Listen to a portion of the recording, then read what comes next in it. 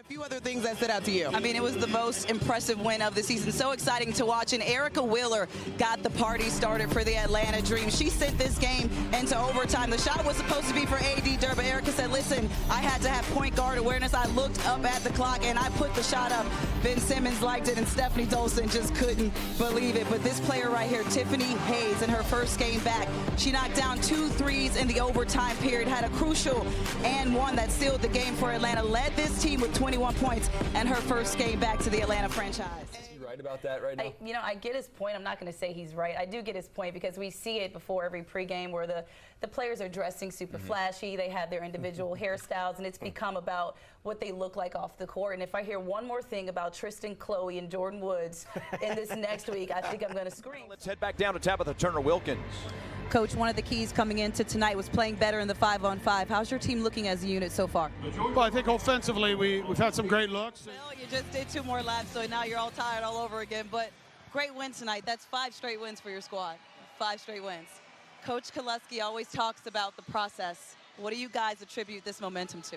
I think we're just trusting our process. We're trusting our coaches, what they're drawing up. Welcome back to Gateway Center Arena, but we've got a 2-point game on our hands. But guys, I like to think of myself as not being a sore loser, but I guess I just couldn't help myself when I approached 14-year veteran and legend Sylvia Fowles and told her that she was in fact the reason that I didn't win my 4th state championship in high school after her team beat mine out in regionals. That's basically the difference in the game. I mean, Erin Howard's got 10 points already in this game. She was the difference maker early, and she held it down for Florida State until this young lady on the screen right here, Morgan Jones, started to come alive late in that second quarter and just took off in transition, capitalizing on Boston College's turnovers, double digits in that area too. Well, guys, we already knew Olivia Cochran was a talented player, and I'm excited to say that we now know where she gets it from. Olivia's dad, Antonio Cochran, played defensive lineman at the University of Georgia and was a 4th-round NFL draft pick to the Seattle Seahawks, where he played 5 seasons. And now on to the good stuff. Her mother, Tara Williams,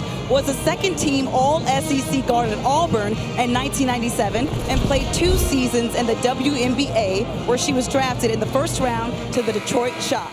Guys, Ryan Howard and Tanisha Wright's relationship actually started prior to this year's WNBA draft. Coach Wright coached as an assistant for the Charlotte 49ers, and during their 2019 season, they faced an at-the-time sophomore Ryan Howard.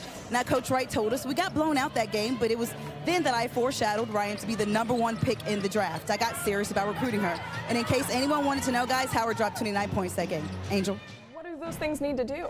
Well, I'll speak up for the Georgia Tech people saying that that's my alma mater. And Tug always hates I know. my alma mater. He's saying not your alma mater. I was just saying, no, I don't hate them. But you mentioned something really intriguing in there. You can't overlook this kind of game because this is a good old-fashioned hate game where a team like Georgia Tech that has history with Georgia, if we beat this team, it doesn't matter how your season went. I mean, it's just like the Falcons and the Saints. When the Falcons beat the Saints, it didn't matter what the record was at the end of the day. They beat the Saints. So.